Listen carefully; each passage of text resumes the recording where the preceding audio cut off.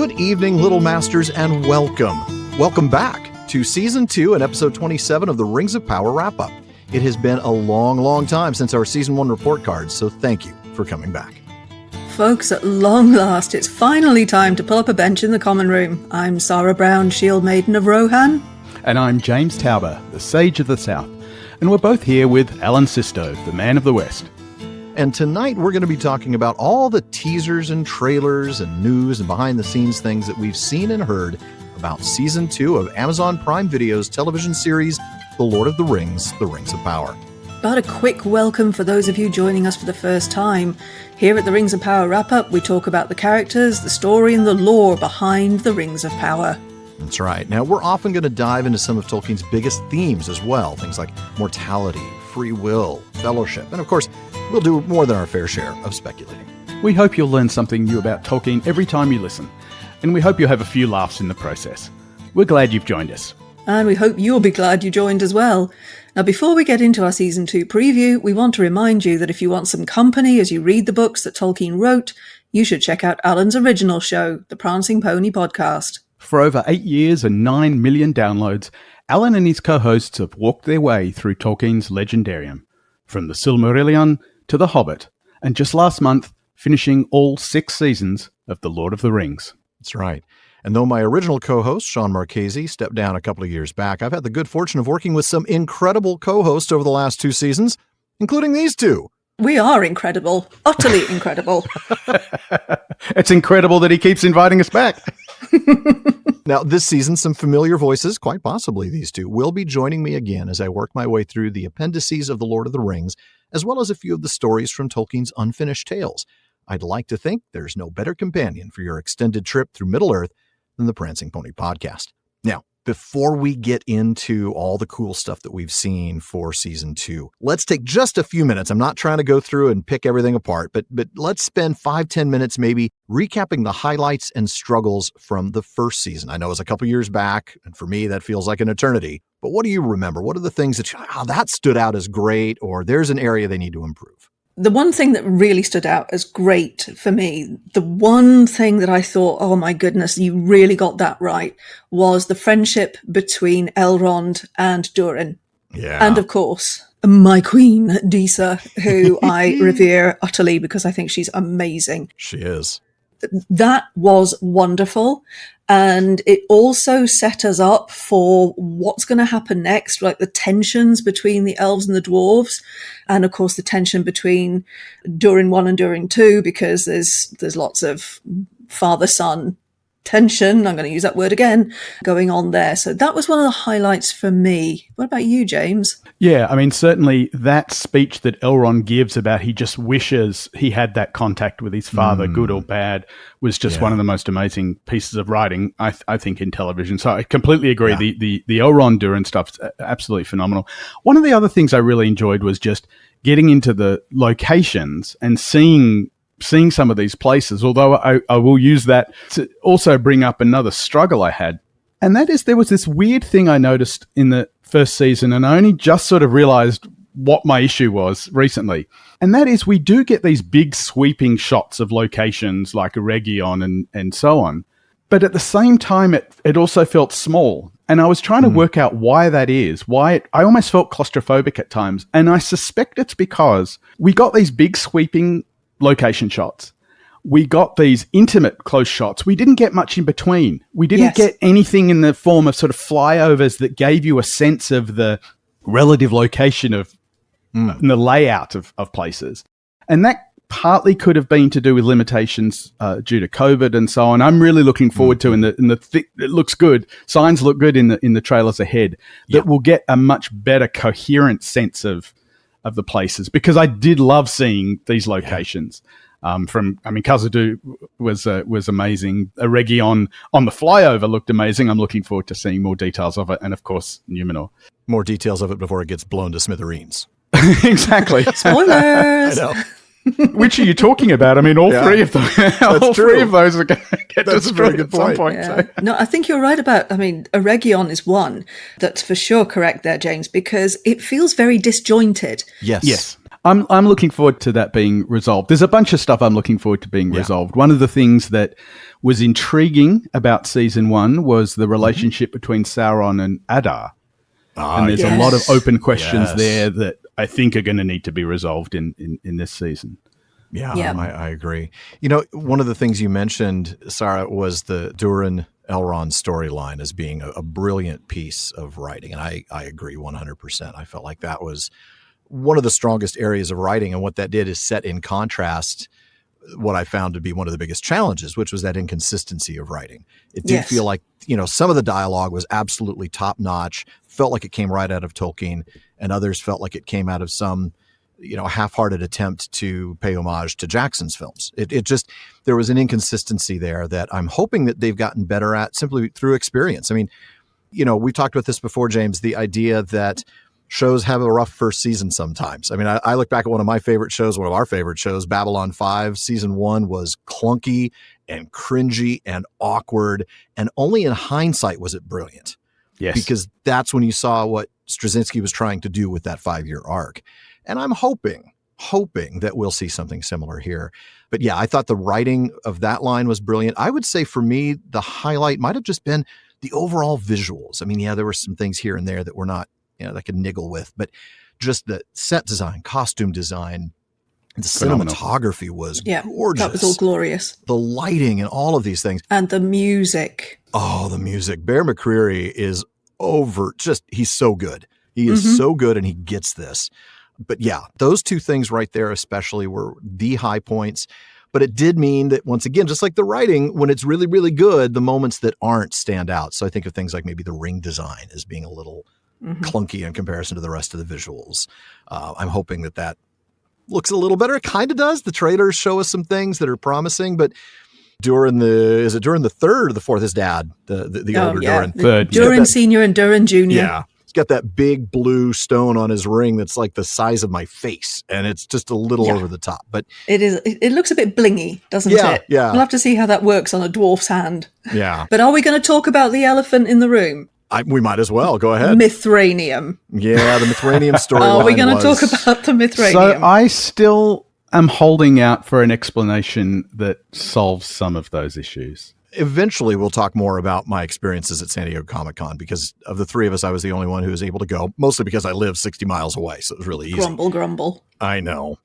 But we did have some really great conversations with the cast, but also with the showrunners. And I had a nice, probably 15, 20-minute one-on-one chat with Patrick McKay, and that was actually one of the things we talked about. I don't think we're going to get an answer. He's basically indicating that we're not going to try to resolve that is either true or false. It's just going to continue to be apocryphal. Okay, so I can pretend that it didn't happen. Yeah, you could pretend it didn't happen because it won't be confirmed either. It just won't be rejected. That's fine. Fine. So there's that. All right. Well, I know we could talk season 1 all day long. We already did that. So let's talk a little bit about some of the content that we've seen. First, we're going to talk about the stuff that we saw dropping in May, and then we'll take a quick break and we'll come back and talk about the stuff that just came out last month. So let's talk about that teaser trailer that we saw dropping in May. It starts out with Durin, talking about the Balrog. I mean, he doesn't say Balrog, but that's clearly what he's talking about. Yeah, he says an evil, ancient, and powerful has returned. Exactly. And I just want to point out before we get into the details that one of the I want to sort of give a warning about these sorts of trailers, especially teaser trailers, right? Oh, yeah. That, first of all, we're going to get a lot of unrelated things juxtaposed to trick us into thinking that they're related. Yeah, there are some very, very specific moments I'm thinking of when you say that, yeah. Yeah, and also sequences that falsely suggest causality. So you get situations where it seems like A is causing B just because they put A next to B, but really they're from completely different episodes. So we have to bear all that in mind because it's deliberately set up. That's correct. They are meant to deceive. They are trickery. Yes. The Durin quote is a good example of that because he says an evil, ancient, and powerful has returned, and one might think that's Sauron, but I think it's almost certainly the Balrog that he's referring to. From his perspective, he's more concerned about the Balrog than he is about Sauron.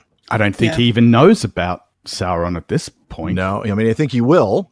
He will. Yeah, he certainly will. But you're absolutely right. There are a lot of those causality, a lot of those things that they're meant to trick us. I'm thinking immediately my mind goes to the trailer, which we'll talk about after the break. But there's a moment where Elrond's speaking to Galadriel, and it cuts to Galadriel's face, and there's a hand touching your face, and we're meant to think that's Elrond. I don't think it is. I don't think it is. So, Do we think it's the silver clam?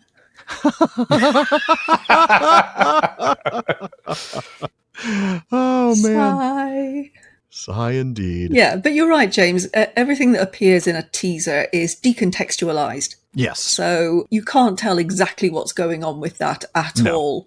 All you can do is take each moment as it stands on its own, as if it's in a vacuum, and say, all right, let's talk about that, and that's kind of what we're doing. We've got, obviously, the Durin talking about the Balrog.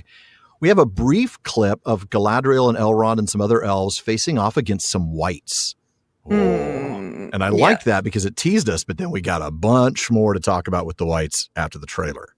Yes. We got that slithering and the talk about how he slithers into your mind. It's all meant to bring Sauron to mind. We've got the black slime crawling up sort of in a vague humanoid shape. That's got to be a nod to him being, in his earlier days, a shapeshifter. Yeah, right? Yeah, absolutely. I mean, you think back to the storyline with Luthien and the fight that he had with Huon, and he kept changing form over and over again to try to escape that battle. Mm-hmm. What do you make of Galadriel? So Galadriel says in the teaser trailer, I think he has been here. I think he's been among us all along. That seems like an odd line in light of season 1. Do you think that's going to be a flashback? That's what I'm wondering. It's either a flashback or she's talking about somebody else. And the last line in the trailer is the he is Sauron. We actually get that slightly contextualized in the final trailer. That's the one line that's in both the teaser and the final trailer. Yeah. We find out that's, I'm guessing, in response to interrogation by Gil-galad. Yeah, it does seem to be that. You're right. I mean, that's certainly the context we're meant to assume. I do want to point out one other thing, which is we don't know it at the time, but we know it because of later material, that the line, every soul in Middle-earth is in peril, is spoken by Tom Bombadil. At the time of the teaser trailer, we just get this West Country accent and we don't know who it is.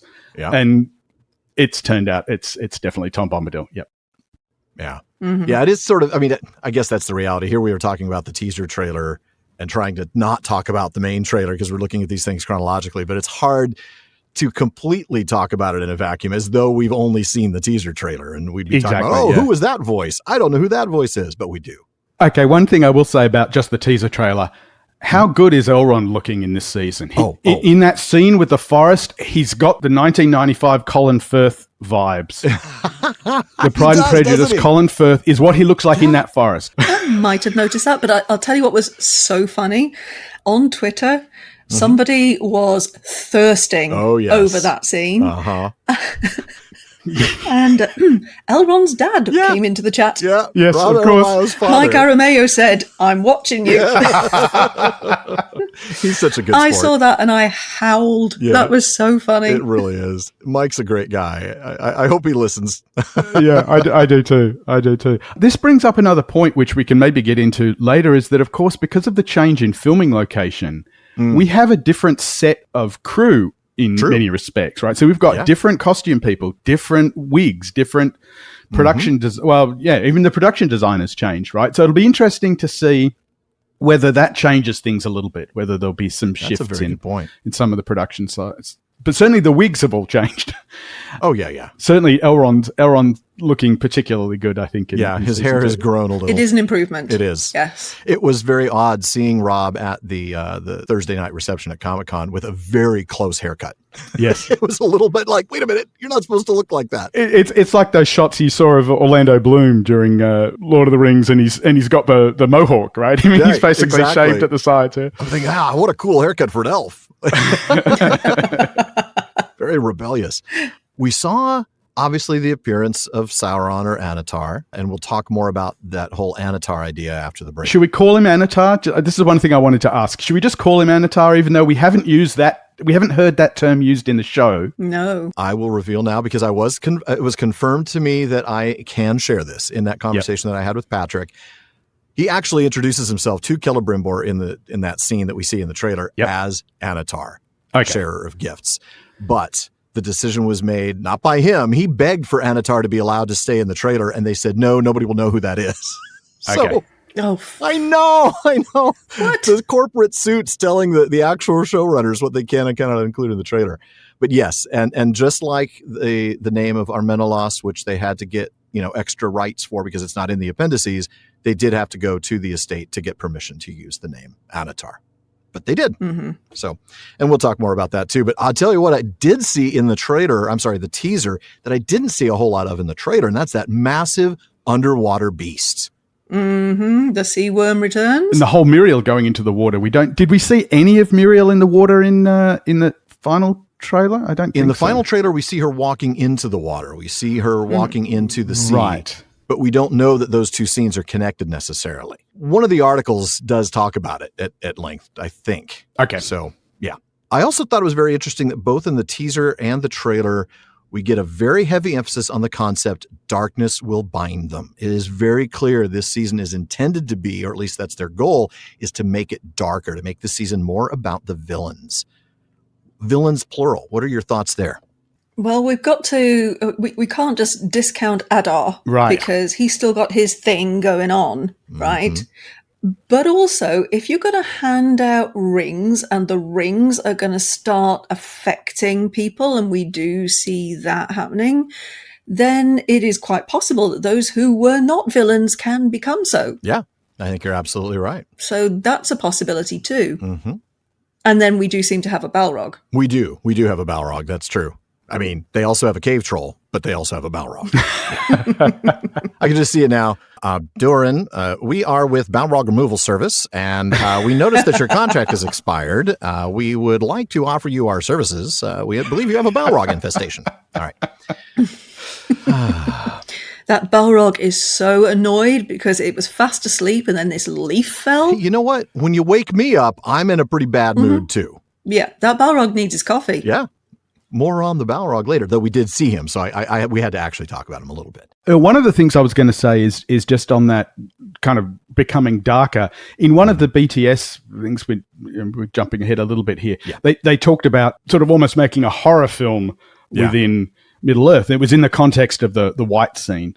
But it's interesting because I feel like we had that with, remember the scene when Theo's hiding in the house in the Southlands, and that had a lot of horror elements too. So it's not the first time that we've had those kind of horror elements brought into the show. And I believe the director of that episode, that was episode 6, I think, and that was Charlotte Brandstrom, and I think she's also directing a number of these episodes this season. Mm-hmm. Fun fact about episode 6, I've been running the numbers, and I will publish some more stuff on this. Episode 6 last season had fewer than half the words of other episodes. Episodes 3, 4, and 5 all had more than twice as many words spoken in them as episode 6. It was battle heavy. I remember that. It was very battle heavy, and that might be why, but wow. So I'll be sharing some visuals in the next couple of weeks. I love that. I love how we've got this data specialist on our team here, who's digging into the meta and just like really figuring out what's going on.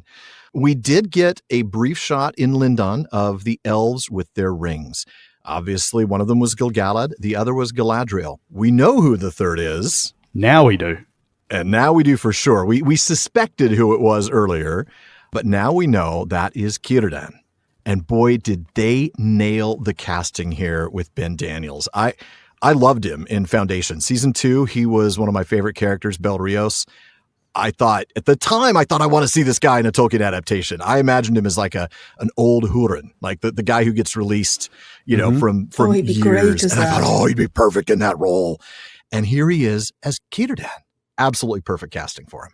That is inspired casting, yes, because he just seems, just in the few shots we've seen of him, he just looks right for the part. Yes.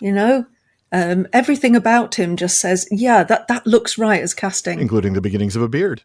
Those of you who aren't familiar with the whole Círdan story, because I don't want to assume everyone here is sort of read beyond Lord of the Rings, Círdan is probably second only to Eärendil in terms of my favorite character. Círdan is constantly the person who is just willing to play a supporting role. Yes. Right from, he was presumably one of the earliest elves that made the journey. He might even have been one of the original 144. We don't know that for sure because it's not given to us. But exactly. But he was right there from the beginning. His loyalty to Thingol led him to stay and basically miss the boat to Valinor. Yes. And when you say boat, you mean island. Yeah. Yeah, exactly. Yeah. I meant figuratively missed the boat. Yeah. Yes, Island. He then committed himself to learning how to make ships so he could get to Valinor. But every time he let somebody else go and he basically got a vision from the Valar saying, your ships aren't going to make it. They're not good enough yet. Yeah. And then finally, when he develops the art, he uses it to get Eärendil off, not himself. Yeah. And that's just the first age. And then there's his role in the second age, and his third age, when Gandalf shows up, he gives him the ring. He's just constant. And then he's the last person to leave at the age to make sure that it's just incredible. Even though he's been wanting to leave from the very beginning. He set aside his own desires. His greatest desire is to go back to Valinor, and he set that aside 12,000 years, basically. Yeah. Yeah, I don't think Círdan gets enough good press, actually. There's not enough written about Círdan and his selflessness. So I'm excited to see how that comes out in this season. I hope that they're able to tap into that a little bit because, like you said, James, those passages you talked about him getting the vision from the Valar, about, hey, your boats aren't good enough now, but they will be, and when they are, you're going to be using it to save Middle-earth, basically. And he goes, okay, I obey. I mean, he completely submits to the will of the Valar. That's all in the history of Middle-earth. And if you don't read those deeper texts, you're not going to know these things. Círdan is, like you said, Sara, underrated and sort of not given the exposure that he deserves. He's absolutely one of my favorite characters, just fantastic. And I cannot wait to see him this season. Then we get an interesting shot. I had to pause it, but did you notice this shot where Arondir's doing his acrobatics coming out of that cart, right? And he's getting ready to fight. Do you notice who it is to the right-hand side of that, kneeling on the ground? Isildur. Yes. You mean he's not dead? He's only mostly dead. Spoilers. But Arondir's come to his aid, so that's going to be interesting. Oh. That's going to be a fun buddy film part of the show, isn't it? The two of them. Yeah. Yeah. Good cop, bad cop. Yeah. Yes. And I think Isildur is going to learn a lot from Arondir. I hope so. Well, he needs to, doesn't he? He's still a little bit immature, but I think he will learn a lot from him. He is still young, it's true. So as we know, the actress that played Bronwyn has stepped aside, and so her character is going to be gone. We all suspected that she might be, because how else are you going to talk about the tensions of an immortal-mortal relationship? And, we knew they couldn't actually get together and have kids because that would totally break the lore. But I think that his relationship with her and that understanding of mortality is going to play into how he protects Isildur and helps Isildur. Like, there's going to be an understanding now of human mortality that he did not grasp previously, thanks to Bronwyn and his relationship with her. So I think that's going to be an interesting storyline. We'll get to more of that in the trailer, including some of the things that Isildur is going to be facing. But then we get the shot that everybody was talking about when this teaser dropped. And it was the shot of the eagle behind Pharazôn on the ledge there outside of the courts at Armenelos. Yeah. You see the eagle fly in the shot just before. Yeah. So there were some people speculating, incorrectly, I'm pretty sure, that Pharazôn was riding the eagle or something. No. If you do watch the previous shot, you do see the eagle fly in to this very sort of proto-Minas Tirith looking part of Armenelos. And then Pharazôn is there and draws a sword in the teaser. You draw a sword before the Eagle of Manwë. Yeah, that's some chutzpah. That is. Now, I got to say, I don't think he's going to go dark and slay the eagle right then and there. First of all, I don't think the eagle would let him. These eagles my money would be on the eagle in that case. They're not defenseless, so that eagle's going to tear him apart if he does. But I think he will, threaten, get thee gone, thou jail crow of Manwë. I think he's going to have words to send back to the Valar via this eagle, and they will not be friendly words. Obviously, those of us who know the story about Pharazôn and the eventual downfall of Númenor know that Pharazôn's absolutely going to be turning evil beyond belief later. Whether that's this season or next, I'm actually beginning to think most of it will come next because of the way this season's going to have to go. If the battle at the end is the siege of Eregion and the capturing of the Gwaithir Myrdain and the taking of the ring, we can't get Sauron all the way back over to Númenor yet. So I don't think Sauron gets captured until next season. Yeah, I think, given we've got 5 seasons, I can't imagine the fall of Númenor being any earlier than the 4th. Well, no, the fall of Númenor won't be till either the end of 4 or early 5, I would guess. But yeah, I don't think we're even going to see Sauron in Numenor and his influence on Pharazôn until 3 or 4 next season. Yeah. And that would be good because you really do need the time for that to develop. I'm really hoping they'll show sort of that beginning of that descent, right, Sara? Like the idea of, and we've talked about this before, this idea of all the kind of the bad side of Numenor, right? The imperialist expansion, the deforestation, and environmental disasters. Now, of course, a lot of that was under Aldarion, but, the whole idea was that, we kind of making Pharazôn the face of bad Numenor. So I'm really hoping that we see a lot of that this season, kind of building up to the eventual capture. That does need time and space to develop because in season 1, it was only really hinted at. If you kind of blinked and looked away a little bit, you might think Pharazôn wasn't a bad guy. Now, of course, those of us who know the story know exactly where this is going to go. But if you don't know the story of it, Pharazôn doesn't seem that terrible yet. So I think if they don't allow that the space and the time to grow so that we can actually understand that Númenor needs to be sung, then I think, spoilers, but then I think that if you don't do that, you're going to end up with it being just too rushed and it won't make sense. So one of the interesting things, and this comes back to the eagle arriving as well, because of the time compression, they have to put a lot on Pharazôn that really happened with previous kings. And I made a comment 2.5 years ago on Twitter. I just found it where I said, this is obviously before any of the show had been shown, but I speculated, we knew at this point that it was all Pharazôn, right? We weren't going to get multiple generations of Númenorians. But I made a comment, maybe season 1 will be Pharazôn as Aldarion, season 2 will be Pharazôn as Ministir, season 3 will be Pharazôn as Atanamir, season 4 will be Pharazôn as Adunacor, and then season 5 will be Pharazôn as Pharazôn. That is an interesting approach. I love that. So in many respects, he's got to take on all of those 4 other kings. And the reason I bring that up in the context of this trailer is I'm wondering if this is pure speculation, maybe the eagle arriving sort of a reference to, I think it's the Atanamir conversation when a messenger from the Valar come and there's that whole discussion about longevity and mortality and all that kind of stuff. So I'm hoping we see pieces of all of those previous kings in the person of Pharazôn, and that's why we need to take our time with it, because we do need to see that development of dealing with mortality, the colonial aspects of it, the environmental aspects. There's a lot to unpack with Númenor, really, and it needs a couple of seasons to do it. Yeah, it definitely does. I like that approach. I hope that's a way that they, kind of break it down. And I think that conversation, if we can hear the Valar's message being something about, it isn't the fact that the land itself is blessed and gives immortality. It's the fact that the immortals live there that makes the realm blessed. And if you go, you will die even faster. It is, like a moth in a flame. And, I think that's the kind of message that we need to hear as an audience to really understand what it is that Pharazôn craves and why it cannot be given, right? They're not going to get into the gift of men and all of that. I don't think that's a little too metaphysical, but that's super important stuff to grasp. And if they can find a way to explain that in a very simple way, it'll make the story all the richer. Let's move on a little bit.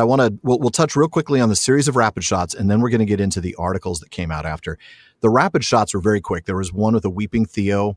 We know that his mom is dead. I mean, I think that much is pretty clear. We get Elrond leading a charge, which we'll talk more about when we talk about the trailer after the break. And then another shot that we get in the full trailer is Celebrimbor dropping rings into a fire. Mm-hmm. I'm expecting the fire's just not hot enough, James. What do you think? Well, I don't know. Is he trying to destroy them? Has he realized he's made a mistake? So.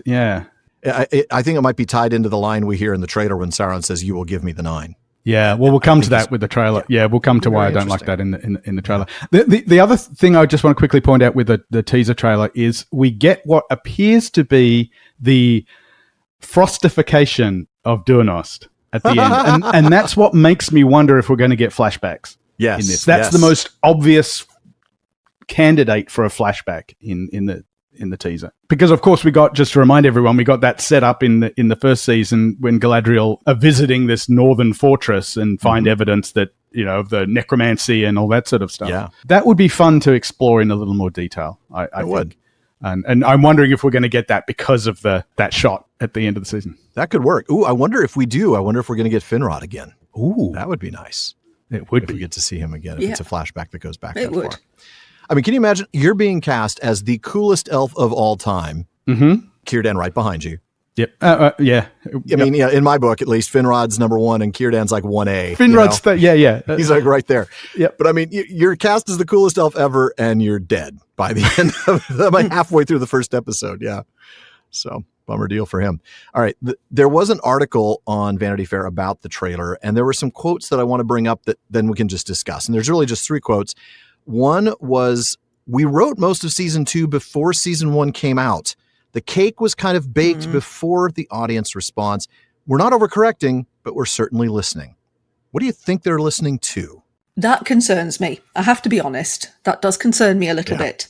Because on the one hand, they're telling us that they're listening. And if they're listening, are they listening to those who are not shouting and screaming like some people are, but actually trying to offer constructive criticism? But then if the second season was already written, then how can they incorporate any of the, I think, really valid criticism that they have had?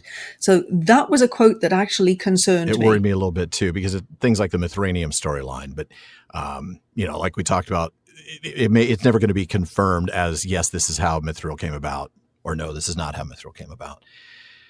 Yeah, I don't know. How do they make changes? I guess small changes, consistency in writing, even if the writing was basically done, like if they've got the storylines down, but they need to tweak the dialogue here or there to make it a little more consistent. But yeah, that was a little concerning. I have to admit, I was a little bit concerned with the next quote about the rings themselves. They were saying that rings are the nuclear bomb, changes everything. It creates immortality. Okay, stop the presses right there. If you're telling me that the rings create immortality, you're telling me you haven't read the lore. Because that's not how it works. I was wincing. No, not at all. It's not like it gives everlasting life. Let's face it. That's the whole problem. It extends, for men at least, it extends life until you become unalive, until you become like the Nazgul. It doesn't create immortality. Sauron's already immortal. The elves are already serially longeval.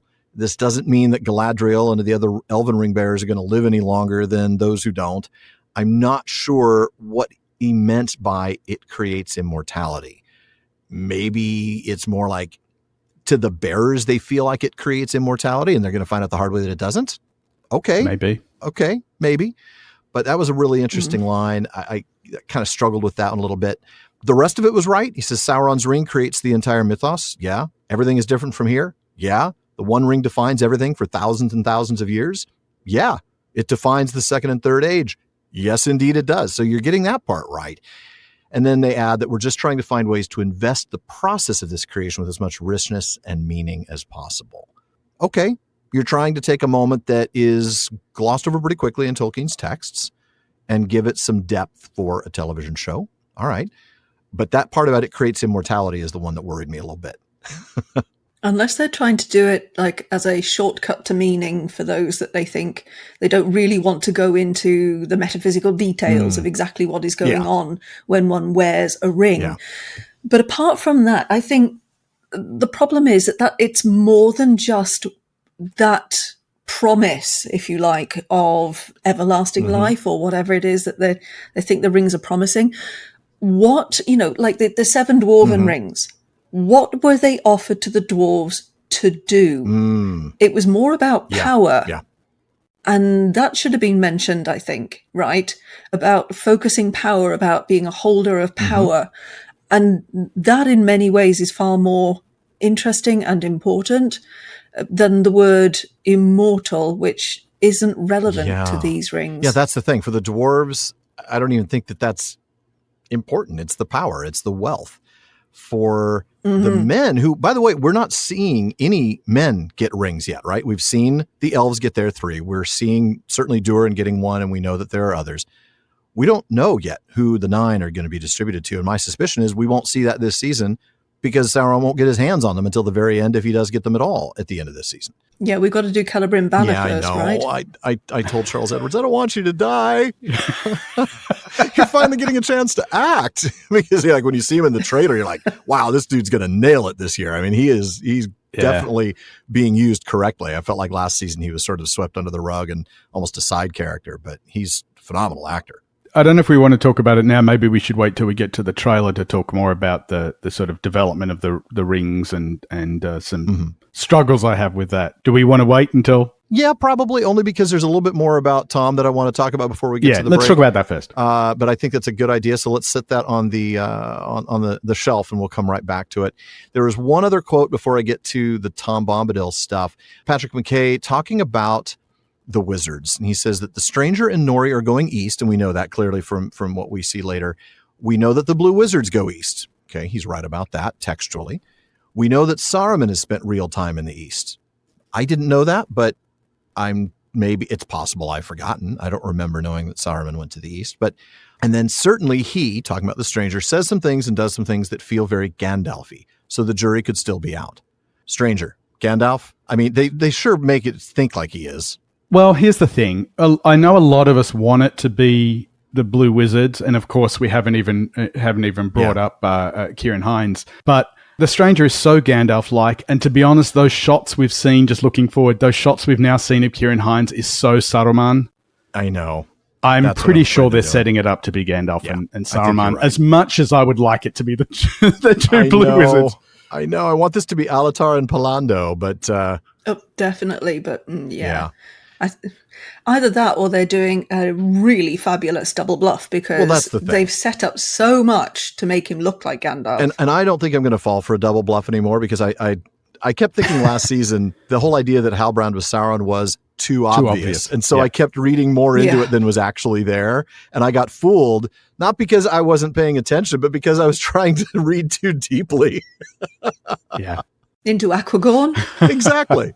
Aquagorn. I love that. So let's move on to the fairly lengthy article that was published about Tom Bombadil. Now, this was again shortly after the teaser dropped and well before the trailer. So we hadn't seen him yet. We'd only heard that one line, and we didn't even know that was him. And we didn't know at the time, yeah. Exactly. And there are some very interesting quotes from the showrunners about who they see Tom as. Some of these are pretty on the nose. He says he can be a force for good, but he is challenging to integrate dramatically in that he doesn't have an agenda. He's not driving forward and pushing people to arrive at any particular end. He observes drama, but largely doesn't participate in it. You know what? That is book Tom in a nutshell, isn't it? Oh, hey guys, you're very interesting people. Hey, let me see that ring. Doesn't do anything to me. All right, off you go. I mean, oh, here's some swords because I had to save your butts from that barrow wine. Yeah. So that kind of begs the question of, you're not wrong. Right. So Tom what do you do with Bombadil it? is difficult to incorporate because he doesn't have an agenda. Therefore, we can see why Jackson decided not to bring in Tom Bombadil. Right. I can understand that. So why bring in Tom Bombadil then? What is the purpose? Especially when, according to the lore, Bombadil never went to the east. Yeah. So why then? We don't know that he did. Right. We don't know that he didn't. Yeah. And that's, I think, the thing they're relying on here is that we don't know that at some other point he wasn't somewhere else because he has been around literally forever. So. Yeah.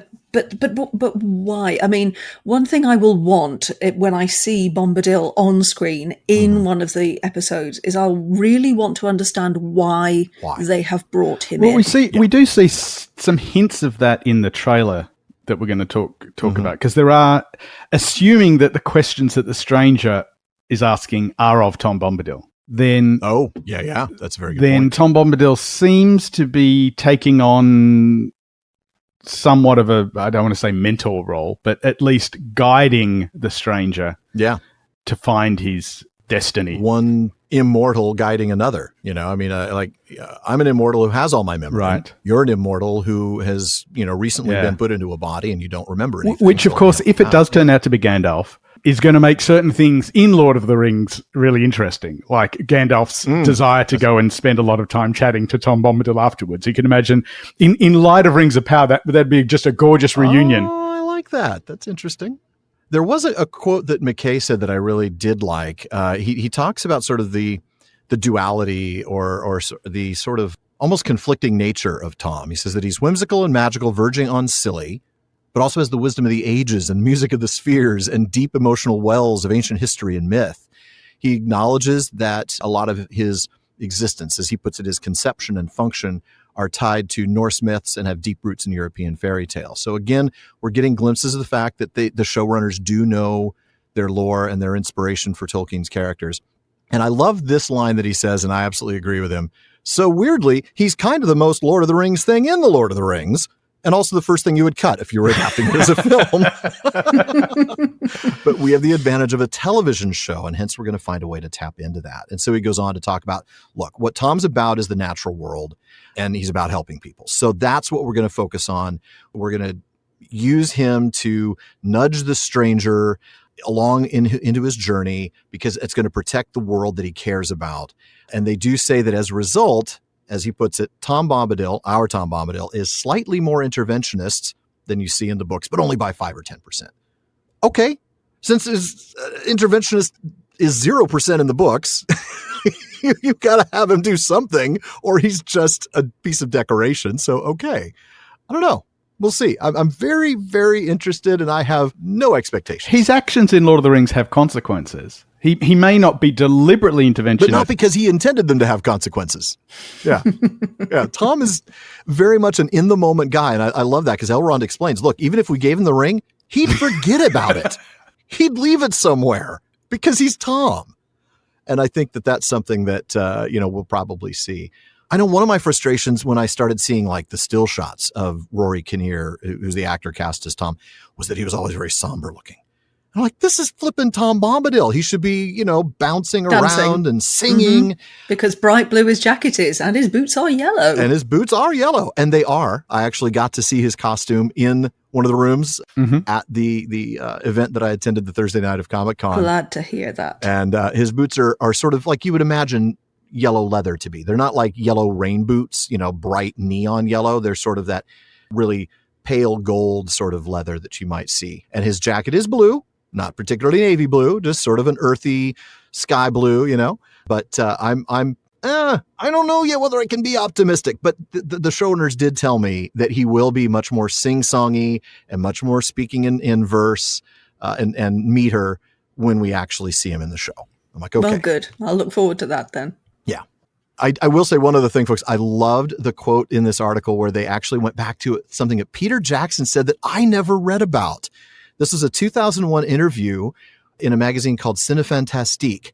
And Peter Jackson was quoted as having said, what we did contemplate, it was really for the fans, was to have the hobbits walking through the old forest and to see a feathered cap come darting through the trees, to hear the sound of Tom Bombadil's voice and song, and then have the hobbits turn and run away as fast as they could.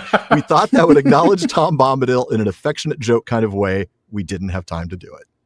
That's a shame, actually. I think that would have been fun. That would have been great. What a great way to do it. Nice little Easter egg for those of us who knew who that would have been. I know. It would have been such a fan service moment, right? I would have loved that. But yeah, it's going to be a very interesting take. I'm not either optimistic or pessimistic about Tom. Partly because it's Tom, and I know that it's going to be hard to adapt Tom to a screen, but also because the show has proven that they can't always handle this stuff. So it's kind of like, well, I'm not going to expect much, but they have given it to an excellent actor. They have. I am confident that if the character fails, it won't be because of Rory Kinnear. Though that can honestly be said about every single one of these characters. The actors, the cast, the casting has been phenomenal. The casting was actually really good, yeah. I don't have a single gripe about any of the cast members.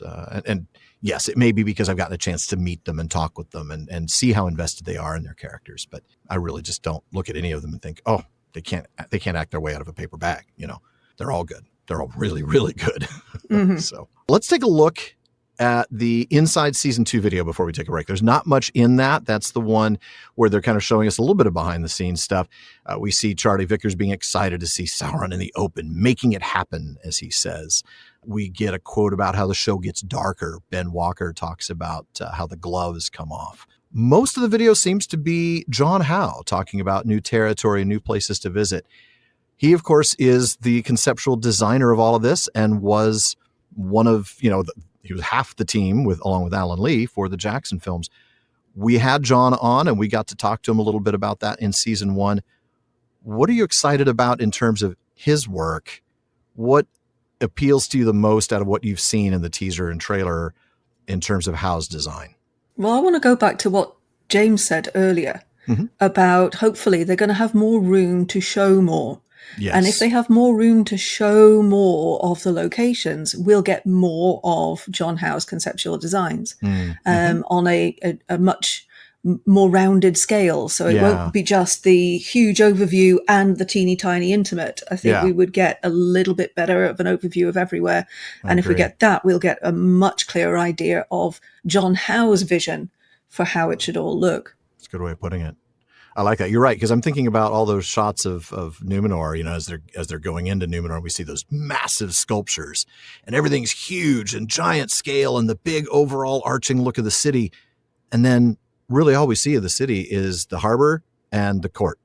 And that's about it. Maybe a couple streets, wherever it is that Sauron got into. Right, exactly. So, no, filling in those mid-scale aspects of it, I'm looking forward to. Although, I mean, I have to say, the attention to detail in the small scale was absolutely wonderful.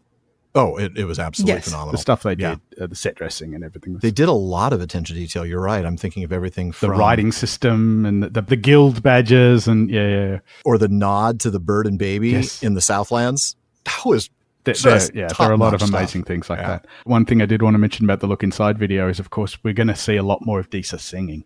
Yes, I was gonna wrap with that, because there's towards the end it's Bear and Sophia Navete talking about the singing, and I'm excited for that. That was actually one of my highlights of season 1, was that moment where they transition from the score, the sunrise, to her singing. That was glorious. It was an amazing. I remember at the time us talking about this, that transformation from you thinking it's non-diegetic music to it actually being her singing, right? Because remember, they're coming out of the forest and the sun's rising, and it's the only thing that's going to save them from the orcs marching in, and you just hear this ethereal voice over it, and you just think it's non-diegetic, right? You just think it's background music, and then all of a sudden we cut to that scene and it's Disa singing, and it's just a beautiful transition. Yeah, totally glorious. It's one of the best moments in the whole of that first season for me. Agreed. Was the way in which they did that. I watched that bit over and over because the glory of her voice coming over that sunrise as we go then down underground. And oh, wow, she glowed in that scene. It was extraordinary. I'm getting chills even now thinking about it. And I get chills every time I watch it. It's so good. I spoke with Bear briefly, and I was talking about that one moment and how it was one of my favorite moments of the entire season. He said, when that happened, it was sort of a happy accident that we did that transition. We knew it hit. We knew it was great. And so now we're going to do it intentionally, and we're going to see more moments like that. So I'm really jazzed. We're going to get more of that singing, and I'm telling you, Bear's music, off the charts good. Absolutely. Well, folks, we will come back in a little bit and talk more about the more recent things that came out, including the full trailer as well as the behind-the-scenes featurettes.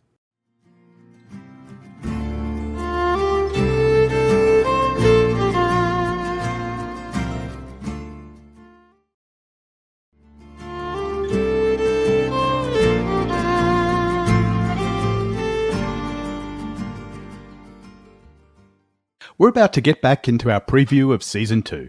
But we want to remind you that when you're finished listening to us, the talk continues all night long at the Rings of Power wrap-up. We have an amazing community of listeners, and they really do keep the conversation going. From the Rings of Power group on Facebook, our Twitter feed, our Reddit community, and more. So on Facebook, just look for Rings Wrap-Up. Be sure to follow the page so that you get all of our posts, but also join our group for some great discussions on the TV show and on each of our episodes. If you're on Reddit, look us up at r/RingsWrapUp and follow us on Twitter and Instagram, where we're at RingsWrapUp. And if you enjoy the show, please help us by giving us a rating and review on Apple Podcasts and recommend us to your friends. Absolutely. Thank you, James. Yeah, well, let's go ahead and get back into our discussion. Now we're going to move to the stuff that we saw last month in July. We're going to talk about the full trailer that was released at San Diego ComicCon that we all saw in Hall H, or that we saw online later that day. Amazing things here. James, you wanted to take it through a couple of shots and we'll start discussing them? Absolutely. So we get this report, I guess, from Galadriel to Gil-galad, which I guess is the first time that we've had the two of them see each other since she jumped off the off the boat. So that would be... Since the exile to Valinor / escape from the boat. Yeah. She's got some explaining to do for sure. And now I'm seeing this as a scene from I Love Lucy. Lucy, you've got some splaining to do. I mean, of course, we're getting that voiceover while we see Halbrand walking in, presumably to Eregion. Although it's not clear. Yeah, I think this is going to be an interesting thing that I don't know how much we want to get into now, but how they're going to handle the whole Halbrand, Anatar, who is he, when is he, who knows who he is, when, and all that kind of stuff's going to be interesting to play out. Because we ended season 1 with him in Mordor, right? We had the conversion from Before Door to Mordor, and we see him there. But now all of a sudden, is that a flashback? Is this a jump in time? What's going on there? But anyway, he shows up, and we're getting this voiceover, Galadriel saying basically that he seeks to rule not only through conquest, but by bending the minds of all its people to his own. That whole idea about, for this he needs not armies, but rings, And, I mean, we can talk about how that fits into the story. Maybe we need to wait till the season starts. One thing, I don't want to be too critical of some of the ring lore stuff until I actually see it. Correct. That's fair. I think we do need to see it in context. We do need to see how they address it fully. Yeah. But one of the things I always try to point out to people is that the rings were not Sauron's plan A. Not even a plan B necessarily, right? No, they were a target of opportunity. Yeah, exactly. So we'll get into that during the season, I'm sure. But then we start to get this conflict between Galadriel and Elrond. Elrond seems to be picking up better than anyone else that these rings aren't all good. And that, in a way, Galadriel is probably being deceived by them, which is strange. I don't know how we're going to go from how season 1 ended to this point where Galadriel's actually being deceived by the rings. I wonder if it's less about deception and more like, I know that these are tricky, and yet I'm going to use it anyway because I'm smarter, or I'm able to handle this. Yeah. Right. What do you think, Sarah? But there was always a difference between the elven rings, the 3, and the others. In the show or in the lore? There you go, James. Thank you. In the lore. Yes. Okay. Yes. Yeah. Good point. Ladies and gentlemen, if you didn't hear Sarah rolling her eyes right there, let me just tell you she did. If you did hear Sara roll her eyes, I'd be impressed. Yeah, well, it was almost audible from here. Anyone who knows me can just make the assumption that the eyes were rolling. There you go. But, yes, okay. Right. So, to recap, yes, I'm talking about the lore. And that's why I'm kind of wondering, what are you doing here? Because Elrond is clearly very worried about Galadriel when he says, no! But I mean, are those two things really together? We don't know that. It's cut together in this. Except for the line later, right? The line where he says, if you use these, you're all his collaborators, which is a pretty strong charge. Because that is a heck of a departure from the book lore. It really is. I mean, they've already departed from that, though, when they made the 3 first. Yes. Yeah. Folks, those of you who don't know the lore, just a reminder, the Great Rings, by the way, there weren't a 9 and a 7. There was just 16, right? They were just a set of rings. Sauron's the one who said, oh, let me take 9 of these and give these to men, and let me take 7 of these and give these to dwarves. That's how it worked.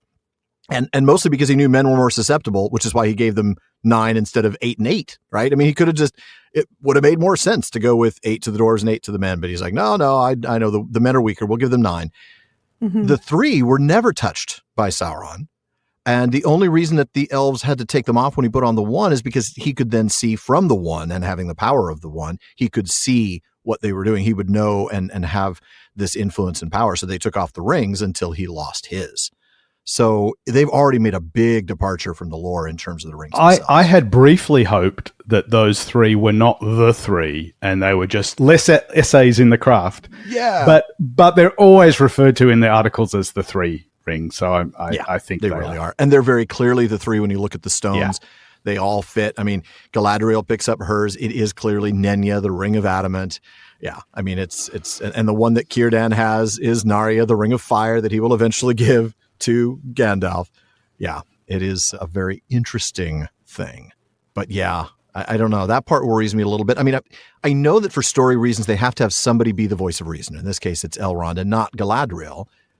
But in the books, really all of them are the voices of reason, with the exception of Celebrimbor. Yeah. He's the only one who is He's deceived. the only one. Yeah. Yes. Gil-galad, Galadriel, Elrond. Well, Elrond is really just, in that period of time, he's just Gil-galad's herald. He's not really a decision maker. He's just there to polish A-gloss, really. Yeah, pretty much. Yeah, I'm there to shine up that spear, which we see in the trailer, I got to say. But yeah, I feel like they've already made a big departure with the ring lore. It'll be very interesting to see if they can bring it back.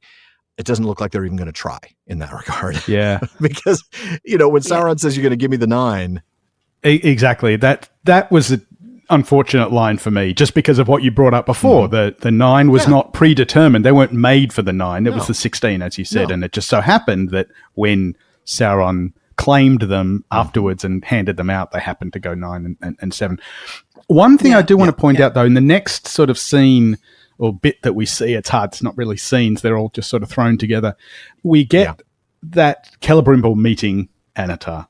And, what am I to call you? And as you pointed out, apparently he does say Anatar, but then follows up with what we actually see in the trailer, which is a sharer of gifts. And then Anatar says, our work begins now. So there's obviously a task being undertaken by Celebrimbor and Anatar. I don't know how they're going to explain. Does Celebrimbor know that it was the artist formerly known as Halbrand? I don't know what they're going to do with that.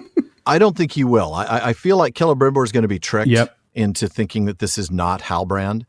I know that we all see him as the same actor, and I think there's got to be some sort of in-show explanation as to the fact that Sauron can change his form. He could visually trick Celebrimbor.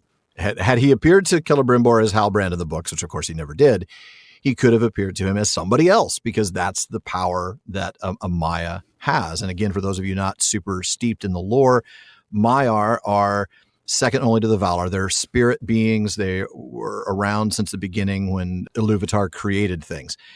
The Maiar are the second tier. The Valar are the top tier. Like when we talk about Manwë, or we talk about Varda or Orome. But when we talk about the Maiar, these are spirit beings. They're greater than elves. They're greater than people. They are immortal, truly immortal beings. Then they can change form. And they do change form. They change it like raiment, like clothing. And Sauron can change form. So there's no doubt about that. But it is interesting that, like, you put on a wig and I'm not supposed to know who you are. Yeah. I mean, as a viewer, I know it's very clearly somebody else. So I almost wonder why they didn't cast a different actor for... We do know that they have cast someone else for different forms of Sauron, right? Yes. They have got an original form Sauron. Tall, terrifying. Like a Mairon? Yeah. Oh, I hope they don't use Mairon. That's such a... No, they're not allowed to say that. No. But original form Sauron. Yeah. But what I would be really interested to see, and you can't, I think, understand this until you've actually seen the episodes, because as James pointed out earlier, these trailers are clipped together for, effect more than anything else. Why didn't they just have a different actor come in and be Anatar, and then for it to be revealed later on, which for those who don't know the lore, this would be a genuine surprise when it's revealed to actually be Halbrand / Sauron. As it is, we've got Charlie in a blonde wig. And I'm really a little bit concerned as to why we're expected to look at that and think, it's Charlie in a blonde wig. Yeah, I think we just have to wait and see. Because I'm with you. It's funny, for a show that wanted sort of twists and big reveals and mystery boxes and stuff like that, it would have seemed the perfect one would be to have recast That's what I Anatar, thought. and then it would turn out to be the same person as Halbrand. So maybe they've got their reasons, but I just don't know how they're going to make it so that Celebrimbor, an incredibly wise elf who's been around for a long time, doesn't look at him and goes, Halbrand, nice wig. I think we have to wait and see. I really do. Yeah. I do want to point out one thing. It's not in the trailer. I think it's in one of the BTS features, but we do get a line that we've seen recently from Celebrimbor asking if the rings worked. And I think that's going to bring up, we were talking about, sort of divergence from the lore, but it does sound like they are capturing that preservation aspect of the three, which was sort of the motivation in the first place in season 1, right? Celebrimbor was undertaking this grand project to try to save Lyndon and the fading of the elves and all that kind of stuff. So, but then that brings us back to that whole Mithranium storyline, which terrifies me. And that actually comes back to the quote we talked about before the break about the rings give immortality. Wait a minute. Is it that the rings somehow save the elves and enable them to stay immortal? I hope that's not it. It should not be. I mean, we talked about this in the context of Lord of the Rings, the Prancing Pony podcast, Alan. Yeah. Just this amplifying effect that the rings have more than anything else. So they just amplify the dwarves' love of gold. They amplify men's love of power. They amplified Smeagol's, murderous tendencies. Yeah, and they amplify elves' preservation quality. Right, and that's why the benefit of the 3 is just that it helps amplify that preservation. Which is different from, that's not immortality. No. That's going to be really the hinge, I think, at least for me, as to how they handle the rings, because that is obviously central to their story, Lord of the Rings, the Rings of Power. So important they say it twice. Yes, exactly. Before we move on, there was something in the trailer that we actually skipped over a little bit. I think it was right before Anatar calls himself a sharer of gifts, which is so close, by the way, because it's Lord of Gifts. But okay, I'm not going to quibble there. And it was the appearance of the Barrow-wights. I remember seeing a little bit of controversy about this after we saw them. First of all, I think they look terrifying, and I'm really looking forward to being scared to death in that sequence. But there was some controversy. First, should they even exist yet, right? Is that a lore inconsistency? And then there was also the question of whether their appearance was maybe inappropriate because we're furthering that sort of racial animus that, we're making these guys look other. We're making them look like they're Easterlings. What do you think, Sara? Especially about that last question. I want to get your opinion on that. Made me a little uncomfortable. Why that choice? Yeah. I'm not sure why they've chosen to make them look the way they do. And I find that a bit of a shame because one of the things I really liked was how they depicted the orcs in contrast to Jackson's orcs. I thought that the way in which they created their race of orcs, it managed to step away from that kind of racial essentialism that we got from Jackson. And I applauded that. Yeah. Now I'm wondering why this decision. Yeah. Because that's not who all these Barrow-wights were. It just seems a strange choice to me. Yeah. Barrow-wights are other without having to dress them that way because of what they are. Yeah. Right? Yeah. They are wraith-like, they're shadows and shapes, and they are undead and all of that kind of thing. So they're already terrifying and scary and gothic and horror filled. Did we really have to put them in those costumes? It's just a question. It did make me uncomfortable. Yeah, and it is a fair question. I think they could salvage it if there is anything that they need to salvage by tying that into the storyline somehow. If we can find out where that these wraiths came from some battle that took place between X and Y, in this history. And so therefore that's why the wraiths look like this. Okay. That helps a little bit. I mean, certainly it's not in the lore because this is a stretch. We don't see any Barrow-wights, that are described by Tolkien as such until the Barrow-wights in the Barrow Downs outside of Bree, out, to the east of the Shire, until late in the Third Age. That doesn't mean they couldn't exist. I mean, certainly we know that undead creatures were around. I think one of the problems is that the term Barrow-wights has been used of them, right? Yeah. I think that clearly is an anachronism because the particular, the Barrows that we associate the Barrow-wights with don't exist yet, right? But the fact that there would be whites is fine. I have no problem at all with the notion of the whites, and also it plays into the necromancy aspect of Sauron and everything as well. Does. So I'm fine with the existence of the whites. I just wish they hadn't grabbed that word Barrow-wights because I think that's where the anachronism comes, that association. Yeah, unless, of course, they somehow come from barrows, which, I mean, aren't limited to the Barrow Downs. I mean, the whole idea of barrows, it's just, a burial mound atop a small hill. Yeah, and it is a cross-cultural thing, but still, it was one of those things that I think they're clearly trying to link it to the Barrow-wights of Lord of the Rings. Well, and that's the thing. And speaking of linking, right, we got, and you talked about this before the break, we got a shot of another wizard, and it was kind of a hard shot to see. It's the shot where the moths are coming towards camera. You've got the cultists around. If you look through the moths, you'll see a figure standing there holding up a staff. And we see him later, and it's clearly this other wizard. They're trying to tie the stranger and this other wizard to Gandalf and Saruman visually. we certainly have a reason to suspect that's exactly who they're going to be. Sure, he could be another blue, but just that the shot we've seen of Kieran Hines, it's so Saruman looking. The beard in particular really. He's got that wonderful angular face that really works for that. Yes, absolutely. And again, that's another bit of great casting because Kieran Hines. Yes. Oh, fantastic. Right? Yeah. It's interesting though, isn't it? Because one of the things about the first series is that nobody was really a big name. No, you're right. I'm not saying that they were completely unknown. I mean, aside from Charles Edwards. But now we have Rory Kinnear and we have Kieran Hines and, Ben Daniels. And they're bringing in some bigger names. Ben Daniels, that's true. Ben Daniels, yes. Yeah, they are bringing in bigger names. That is fair. I wonder how much of that was, the commercial success of season 1, whether that enabled them to... Also location. The fact that they're filming in the UK means they can... Yes, that's they can get actors locally. Help. Yeah, they don't have to spend a year in New Zealand. And that makes sense because who are they hiring? They're hiring British stage actors, which is a great fit for this show. I mean, that makes total sense. Good point. We finally get a little bit more Bombadil, right? We hear him encouraging Gandalf as we get a cutaway to other shots. We've got Pharazôn using a Palantir. I really deep sigh. That was a very deep sigh, Alan. Yeah, I'd forgotten about how much I didn't like the Palantir scene in season 1.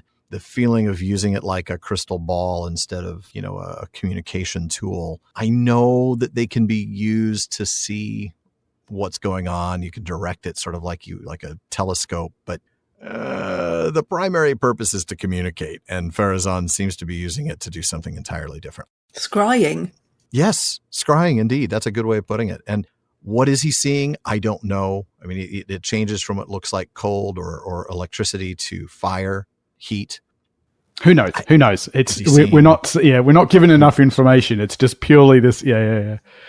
Cuts away from him to a Balrog that is clearly inspired by the Jackson Balrog. But I will say, I like the metaphorical wings. Exactly.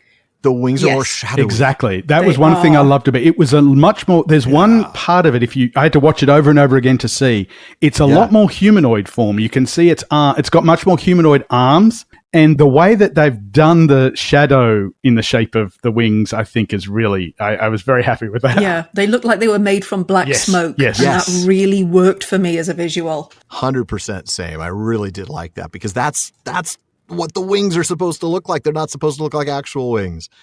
They couldn't hold up a single thing. They're just shadow, but wow, that was done well. I like that. Yeah, that was good. And then we cut to the dwarves. Oh my goodness, we cut to the dwarves. Durin and his father and what appears to be violence in Khazad-dûm, right? I mean, wow, we get a lot of suggestions that there's, I'm going to say it, almost civil war going on in Khazad-dûm. Mm-hmm. I mean, when we left season 1, father and son weren't exactly on the best of terms anyway. No. But now in this scene, we see Durin Sr. thwapping Durin Jr. And literally pelting him down the stairs as Durin Jr. tries to take the big blue bling off Daddy's hand. Big blue bling. I love it. Durin's line is to try and cheat death might lead to an even greater catastrophe. So they are bringing in the cheating death aspect into the dwarves. Yeah, there's that immortality thing again. But dwarves don't really care about that, especially Durins shouldn't care about that. No. I mean, the whole idea is that Durins are supposed to be reborn in the next Durin, which is also problematic when they're both alive at the same time. I know. But anyway, whatever. I could forgive them that, but it's interesting that Durin, so Durin Jr., Durin the Fourth, presumably, says, "Father, take off the ring." So we're getting this setup where Elrond and his buddy Durin are the two voices of reason. Yes, against Durin's father and Galadriel. It's interesting that that's going to be something that those two can bond further on. I think. I think so too. Yeah, we get some shots of Celebrimbor and Eregion while we're still getting the overlay voice wise. I think of Bombadil. Talking about, people being in danger, you're going to leave them to their doom. And of course, we're seeing the siege of Eregion. We've been told there is a 3-episode battle. One of the behind the scenes things talks about how the series ends in a battle. So we know that it's going to be the last 3 episodes of the season are going to be the siege of Eregion. Yep. And we get a shot of that happening, that war-weary Elrond. And it is a great shot of Rob, I got to say. He looks fantastic in that. The armor, the hair, everything. look to the right, folks. If you take a look at that trailer, look to the right of Elrond, or his left, and you'll see a spear. That is Aeglas. That is Gil-galad standing right next to him. Wow. And I'm excited to see that. It's going to be great. I did get to see Aeglas and Gil-galad's costume at ComicCon, and that's how I know that is definitely Aeglas. Yep. Like that's not even a question in my mind. It's not like, oh, it kind of looks like it. No, that is Aeglas. And that is the spear that Gil-galad will eventually wield to destroy Sauron's form, even though it will cost him his life. Fantastic scene. But Sara, tell me about what we see next. Forgiveness takes an age. Yes. Probably the highlight of the trailer for many. And yeah, I love the fact that we get a slightly more cheerful Tom Bombadil at the start of that Forgiveness Takes an Age thing. Yeah, that's true. He's actually smiling. And then, of course, it cuts to Arondir, and we get an Ent. We do. An Entwife. An Entwife, yep. For the first time. So, yeah, I mean, I think that's really interesting. Now, that was teased to us ages ago, right? Yeah. And the teaser trailer for season 1, we saw Ents. The silhouette of two Ents and an Enting walking along. Yeah. That's right. So we finally actually get them. And I'm kind of looking forward to seeing what they do with that. Yeah. I mean, how is an elf like Arondir, a sylvan elf so connected to the land, how is he going to respond when he comes across an Entwife? Yeah, that is going to be interesting. So at this point, will the Ents have already lost the Entwives? Is she talking about forgiving the Ents themselves? Like, is this Fimbrethil talking about forgiving Treebeard? Forgiveness takes an age. And by the time I do, I'm going to be ashes in the Brownlands. Yeah, I got to say, I mean, Treebeard's a bit of the toxic ex, really, when you look at what he actually says in the Two Towers. Yeah, my land is best. Oh, okay, then. That's why we're not coming back. Red flags.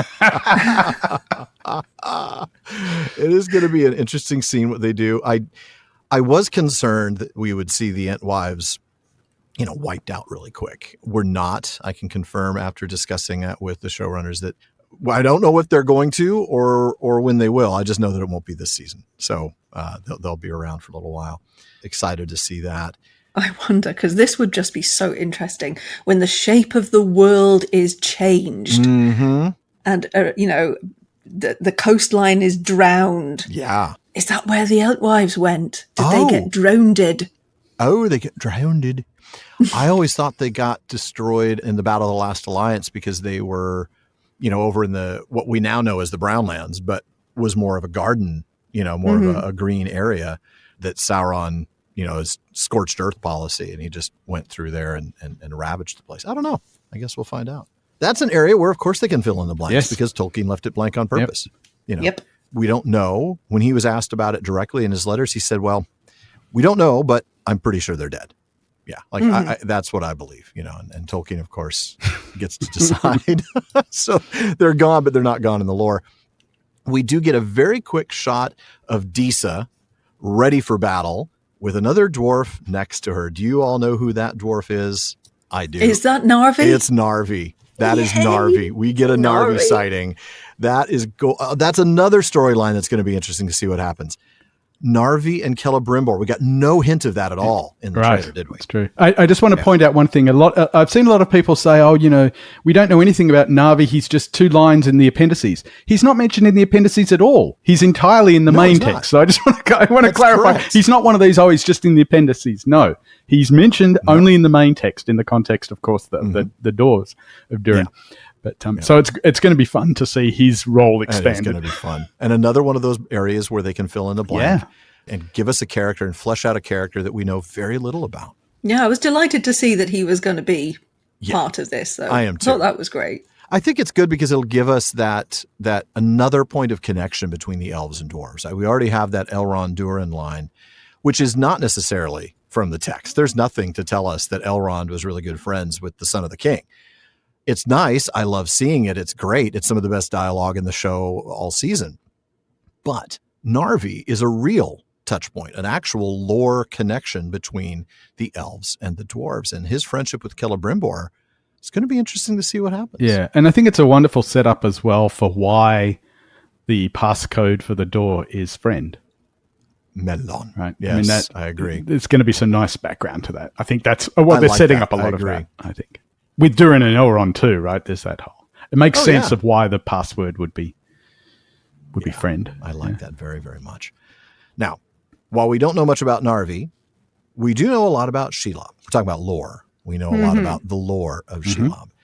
Now, we get a spider attacking Isildur. Is this baby Shelob, or is this one of Shelob's offspring? What do we think? If I'd just seen the trailer, I would have thought it was the latter. But I'm pretty sure other articles and BTS discussions have made it clear that it is actually... Suggests that it's Shelob herself. Yeah. Yeah. I mean, not to jump straight into the Deadline articles, but actually one of them does mention that amongst the monsters that are going to be in season 2, we have a young Shelob. So that was my assumption, that this is a younger Shelob.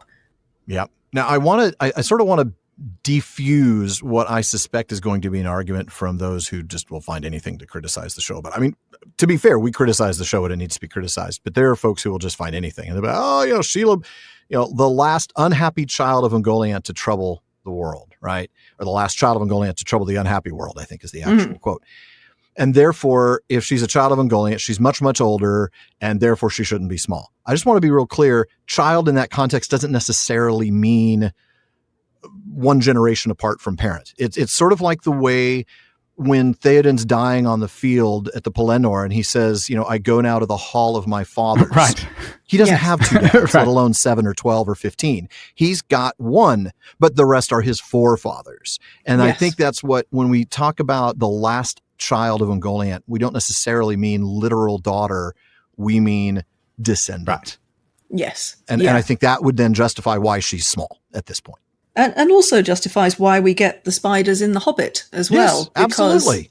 Yeah. Otherwise, where do they come from? I mean, some of them, they're going to be Shelob's brood, and they've made their way up there. But then she's not the last, if that's the case. I'm okay. Yeah, I'm fine. I'm okay with Shelob being small, is I guess what I'm saying. And I think it's going to be another homage to Jackson. I won't be surprised to see shots that look just like the Sam Shelob battle. This time it'll be Isildur, but it's fine that it's Shelob. I think it suggests that when he's making his way out of Mordor, he must be making it through the pass of Cirith Ungol, or the pass that will become Cirith Ungol. Yeah. Certainly looks like that. Yeah. Yeah. What else do we get, Sara? We got a couple of, the final confrontation. What do we get there? Celebrimbor looks a bit worse for wear.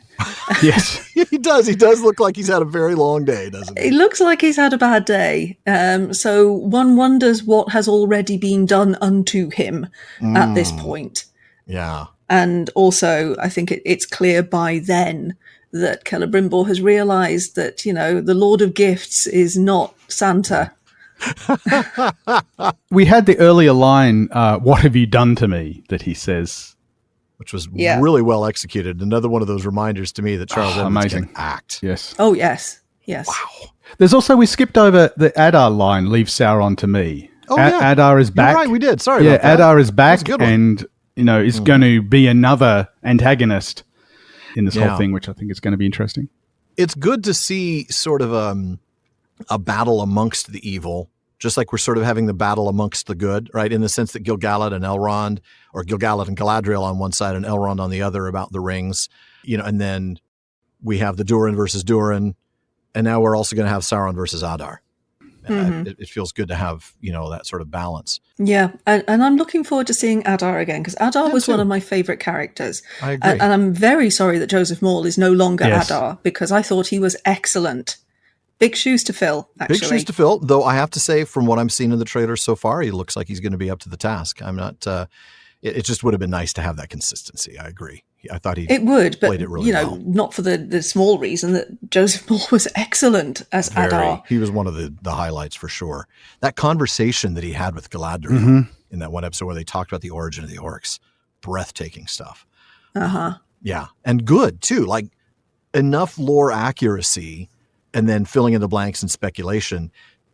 If we go with lore accuracy as the Silmarillion version, where they are corrupted elves as opposed to Tolkien himself bouncing around on origin stories, I thought it was really, really well done. But yeah, you're right. Joseph Maul did a fantastic job. So yeah, big shoes to fill there, but I'm excited to see that. and what role that plays. It looks like there's a flashback scene where he's putting what appears to be the crown of Sauron onto Sauron's head. That must be a flashback. Right. To maybe to the very end of the First Age when Sauron sort of took over for Morgoth after his, capture by the Valar. It'd be interesting to see what happens there. Mm-hmm. And then we have a cave troll. Oh, we do. And I'm just going to throw this out there right now because we learned his name from some other source. I don't even remember. Why would you name a troll Damrod? Why would you take the name of a Ranger of Ithilien and give it to a troll? I want to know who was responsible for that decision. What? I didn't realize they were calling him Damrod. Yes, he's calling it Damrod, yeah. I didn't know that either until the Thursday night of Comic-Con. That troll's name is Damrod. No, that's just wrong. Now, I did look that word up, and there's not a lot on it. It's one of those things where the elements are not very common. It's not like you can figure it out from other names, but it does mean hammerer of copper. So maybe he's a smith, a big giant troll smith. I don't know. He's a hammerer of something because that one shot, he sends that guy flying out to left field in what looks to be a ground rule double if we're not lucky. I don't know what that means, Alan. No. Oh, that's right. It's a baseball analogy. Okay. You lost me. Can you help me with a cricket analogy, James? All right. Could we do something without balls? Maybe. I don't know. That's that more your looked like he was going to be curled up in a fetal position really quickly. Oh, man. Yeah, it's definitely going to be some impressive battle. I love the sensation that we get, I think, in one of the BTS features on the creatures where there's this sense, send him in. And the orc looks at him like, he's going to kill us, right? And he does, right? He doesn't care who he smushes. Hulk smash. Yeah, exactly. So, I mean, I like that they have a troll. I'm not so keen that he's named Damrod. I don't know. Come on, really? Are you struggling for names? Apparently you are because you named a Harfoot Nori, and we've gone over that before. That name should not exist yet, but now I'm getting pedantic again. So talking of odd nomenclature, we have, I'll bring this up now, even though this isn't in the trailer or anything. We have this new female elf that has been introduced, and her name is apparently Merdania, which does not sound elvish to me. Is that the elf in the forest with... This is one of the Gwythia Myrdain. She's a smith. Amelia Kenworthy will be playing Merdania, and it is interesting to see that they've given her a name that makes zero sense. It's not even like an elvish build. Myrdania. The Danya is problematic, the Ia ending, The start of it's fine. Mir is fine. Yeah, Mir is fine. That's not the bit I was objecting to. It's the Merdania bit. Is not an elvish naming thing at all, so that'll be interesting. They do sometimes reveal that they don't quite understand the linguistics from time to time. Which is odd given... I mean, it's a case, I think, of a separate team. Like, there's the team that's doing the translations into Quenya and Sindarin. It's public knowledge that some of the people that are involved in that, like Carl Hostetter and so on, that's public knowledge. But I think it's a different group that's coming up with the names of the characters, and I wish it was the same group. I do wish it was the same group. Yeah, because I think Leith McPherson would know better. I mean, I know her job is just to help them speak the languages. And can I just say, that's still one of my favorite things about this whole show is that Leith has gotten everyone saying the names properly, which I love. Yes, 1,000% yes.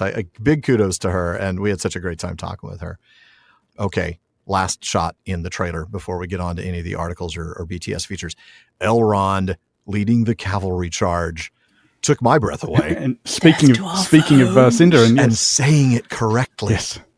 Gertnich Hudathveen. Oh, that was good. And I was talking with, I forget who I was talking with. It might have been Patrick, but it might have been somebody else. Apparently, when they started the show 2 years ago, Rob didn't even know how to ride a horse. And now he's riding that fully decked out war horse with armor into battle. That is impressive. That is seriously impressive. Guess what he's been doing in the downtime? Yeah. Fantastic stuff. And the shots of that battle, I mean, you could tell it's going to be 3 episodes for sure. I mean, that's him at the beginning, but we've already seen him towards the end with that disheveled look of I've been in battle for 24 hours. That is going to be something else. That fight, 3 episodes long, is going to be a back and forth, hopefully really gritty, realistic approach to how these battles would have gone. They wouldn't have been one and done. It wouldn't have been over in a matter of minutes. There's a couple of lines we skipped over in the trailer that I just want to come back to. And that's what the stranger asks, presumably Tom Bombadil. Mm-hmm.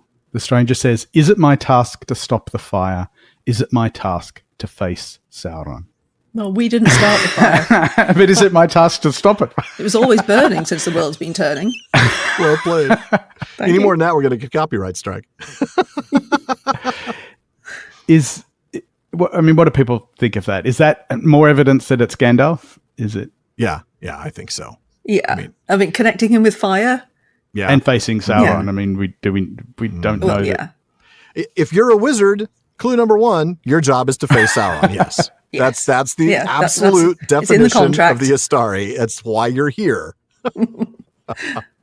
Let me hand you a copy of Unfinished Tales. You're going to want to go towards the end, and you want to read the chapter called The Astari. A manual for the stranger, yes. That will tell you what you need to do.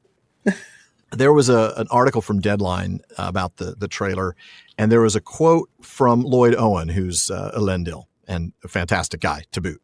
Maybe because he listens to the PPP. I don't know. Maybe that's the only reason I like him. He says, "There is a battle coming for the soul of Númenor. The question is, what sort of island nation does it want to be? What side of history do you want to be on?" Then he says something that's really interesting. There's some impossible choices between love of his country and love of his daughter, and complicated by Miriel. So why is there a conflict between loving his country and loving his daughter unless Eregion goes rogue? Maybe to win the heart of Bad Haircut Boy himself. Kemen, who, to my knowledge, has not appeared anywhere. I saw him in one of the BTS features. Oh, okay. He is in one of the BTS features. And his hair does look better. I have to admit. That's true. They did improve his hair. Yeah. That was Justin Timberlake circa 1999. But he's not in any of the trailers, is Terrible. he? He hasn't been in any of the trailers. Not his fault. I just want to make sure we're not picking on the actor. He did it. Oh, no. That was a wig choice. That was a choice not indeed. His. Yeah. Oh man. Yeah. So yeah, but that's a really great thing, isn't it? What kind of island nation do they want to be?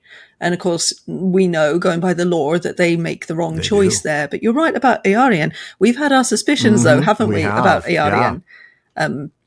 And what she's going to do, given all the things she's already said and done. I think there were a lot of hints that she wouldn't be on Dad's side when it comes to making the choice. It'll be very interesting to see. I mean, I think he's obviously talking about the split between the King's Men and the Faithful, and I do hope that they really play that up again. I think that will feed into the Númenor storyline, give us more reason to understand the fall, when it eventually comes in season 4 or 5. What do you think, James?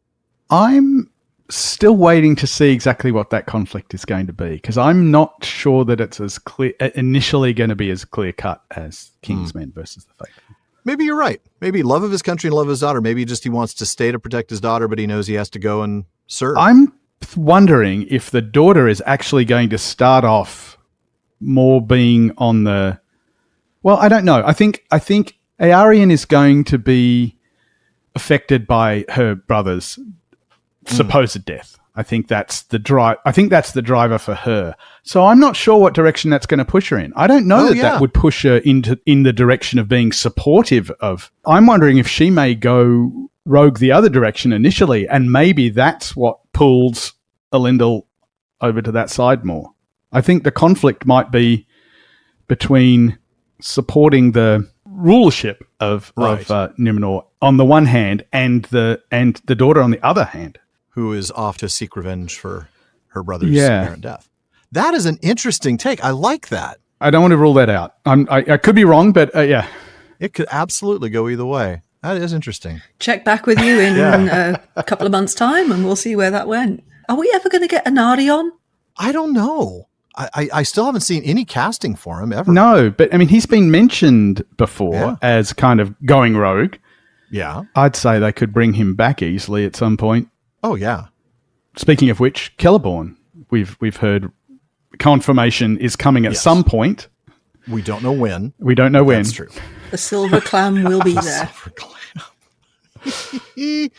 I just hope they introduce him by his original name. It's Quenya. Oh, please, let's have Teleporno. It's Teleporno. Completely innocent. Teleporno. Yes, James, but to us, he's always going to be Teleporno, and you know it. Or no, or not. I wonder why Tolkien thought he ought to change the name. Well, he didn't change it. It's just the Quenya versus it's just the Quenya versus the Sindri. Yeah.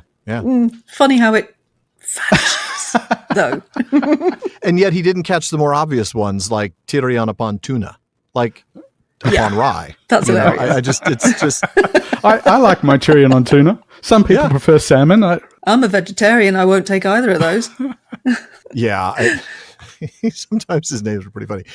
In the article, we also get told that we will learn who Theo's father is at some point. So let's play Maury Povich, who is Theo's dad. Who's Maury Povich? I realized the minute I said that you were going to say that. I know him, Maury. He's an American TV talk show host who's famous for springing like the results of paternity tests on people who are unexpecting it. It is. Oh, like, you are not the father. Exactly. And then there's like sometimes fist fights, there's tears, or there's laughter. They have bouncers. It's a talk show with bouncers, basically, like the Jerry Springer show had as well. Yeah. One of those. So hopefully 2/3 of our audience got that reference, and now the rest are laughing because you didn't. That's wonderful. I love it. Oh, laugh at me. I don't care. It wouldn't be the first time today. Sorry, we're laughing near you, not at you. You're only laughing near me because we're online. That's fair. That is fair. So anybody have any ideas? I mean, come on. Do we know? Do we care? I mean, his mom's dead. He's clearly going to be an Nazgul. Does it matter who his dad is? Congratulations. It's a baby Nazgul. I have no candidates for who it could be. There's no one. No. Which actually might make it a good reveal. It would, in some senses, be better if it could be very interesting. Maybe it'll be Arondir's elven captain, the guy that got killed by the war. Oops. The one who kept saying, "Oh, it's going to be good. You never have to see these people again." No, I'm kidding. Anyway, it's just, I had no idea. Why would they even drop that in that article? It was beyond me. Like, does it matter? I don't know. Well, maybe they've dropped it because whoever it is, it does matter. And that's true. It could matter. What if it's Elendil? Okay, that's not. Has he been playing away? Bad Elendil. Ooh, what if it is Halbrand? Oh, ick. Okay, that's, Son of Sauron. Yeah. That's creepy. Yeah, let's not get into that because then we have to talk about Maiar reproducing, and then we get into the conversation about that's a whole thing. Binding to the earth and all of this, like with Luthien's mom, Meli, and the Maya who married Thingol. That's also the article where we found out that Troll's name is Damrod. I just want to shake my head and be like, look, if you're going to name him after a ranger, at least name him Anborn instead. Because, hey, boss, I think I saw a squirrel. Okay. But apparently Poppy is going to have romance. What? That's interesting. I missed that. Was it Poppy or Nori? No, it says in the article, the Harfoots, they're on a trek. Poppy is leading the way through uncharted territory, but she has a bit of romance. Well, good for Poppy.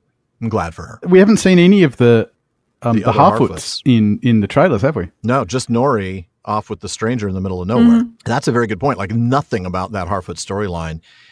And yet I can say that I have heard from my reliable sources, this is not a confirmed thing, that we will see Stewars this season as well. So maybe it's a Romeo and Juliet thing. Maybe Poppy is connected with a Stewar hobbit. Oh, she's in love with a river boy. Maybe. It could be. As long as it's not Smeagol. Yeah, I was going to say Deagle, yeah. Oh, that would be bad. That would be awful. It's my cousin's birthday tomorrow, and I'm going to give him a present. No. All right. No. And we're going to go fishing. Okay.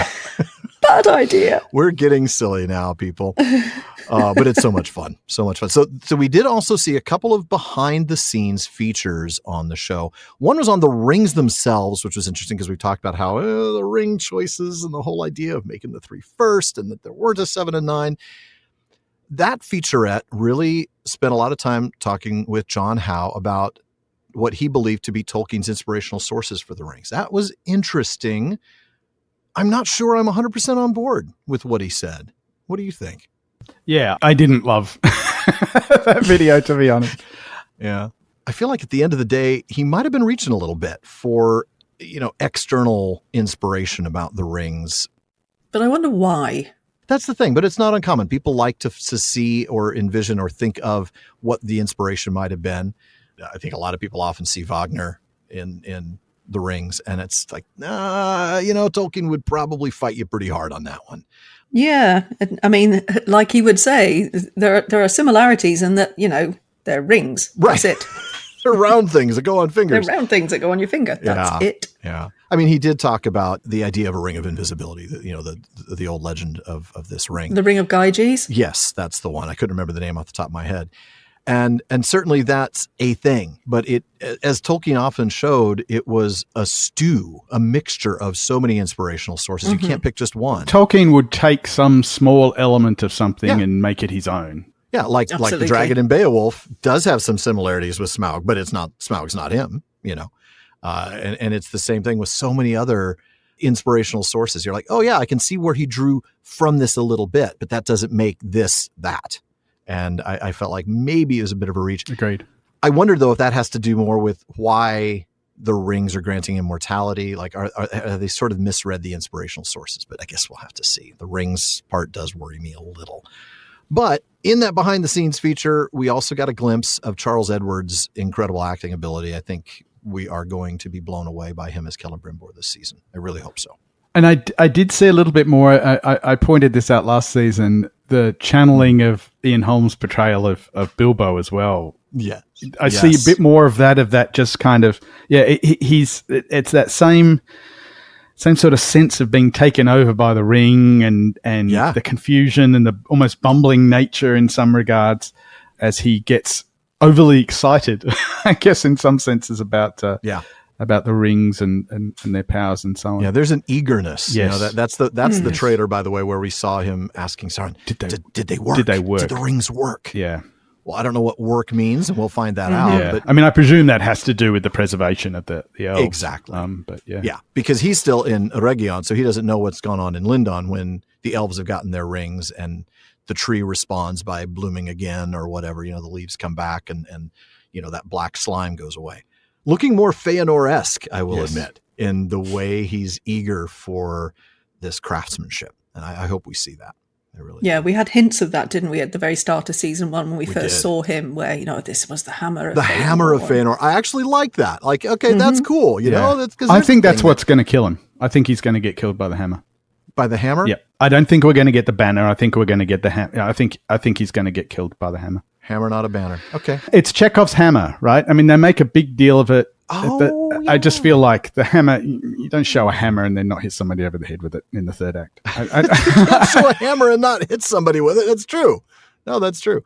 The behind the scenes feature on the creatures was pretty impressive in terms of production design, in terms of effects, in terms even of how they're going to employ the wights, the orcs, the ents, the sea worm, Shelob, the troll, all of it. Really impressive. What are your general thoughts on that particular featurette? Anything that stood out to you? I'm excited to see all of these monstrous creations because I think we're really amping up the gothic levels of horror in this second series. And if they're going for, they did say they're going for a darker feel to it. Yeah. So we can't just keep having Sauron as the big bad. We need other things to threaten as well at the same time. And I'm interested to see what they do with all of those, actually. Really impressive prosthetics. I'm excited that there is so much of an emphasis on that in the creature design and everything. And I think some really interesting hybrids of digital effects, CGI and prosthetics working hand. Like what? What did you see that was? The white stuff, for example. There was really interesting stuff where the white effects are done with prosthetics on the face, but then digitally altered in the rest of the body, so that you don't see the full body and so on. The results were impressive, I thought. Yeah, I agree. The sea worm stood out to me. I thought that was another interesting shot. I mean, I know we've only seen that one shot of it, but wow, that is going to be something. We read in one of the articles, apparently there's some sort of like a test, and it's that she goes into the water, and if she survives a confrontation with the sea worm, then she was right. Okay. It's like ducking witches. Yeah, exactly. Well, how do you tell she's a witch? It's the sea is always right, apparently. It's another kind of nod to that, I think, which is, I could do without it. But it'll be an interesting confrontation there. And then, of course, the troll. Wow, that troll. Pretty impressive. Yeah. I just wish he wasn't named Damrod. All right. Yeah. Well, let's face it. They have a really big budget They do. So with this big budget, they got to make sure they make the creatures, the monsters look terrifying, and not like somebody's wearing a prosthetic and running around waving multiple arms. They really do need to make sure that these look realistic and that they work on screen. Bad effects can take you out of the show. Good effects don't make the show, though. It's like I'm trying to think of an analogy. I'm a fan of pro cycling and the Tour de France. I try to watch it every year, and there's this reminder that you can't win the Tour de France in stage 1, but you can lose it. And it's sort of the same way with CG. You can't win the show with good CG, but you sure can lose it if it's not there. But to give a slightly more prosaic example, in sort of product design in business, there's this whole concept of there are certain properties that things should have that they're not going to win you any prizes, but if they're missing, you'll notice. So one of the classic examples is, if a hotel doesn't have toilet paper in the bathroom, right?